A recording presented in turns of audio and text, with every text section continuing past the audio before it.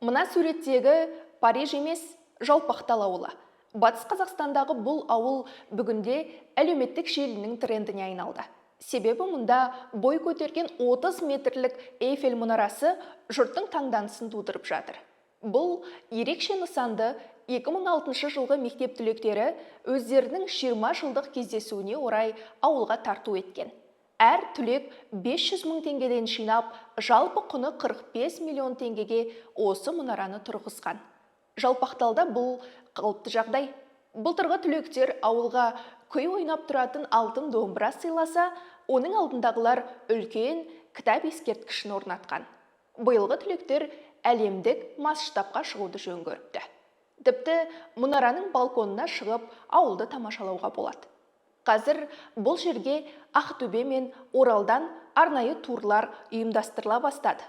Ауыл жастары бұл орынды туристерді тартатын нағыз хит орынға айналдырды. Тіпті жігіттер бұл жерде ұсыныс жасауды бастап кетіпті.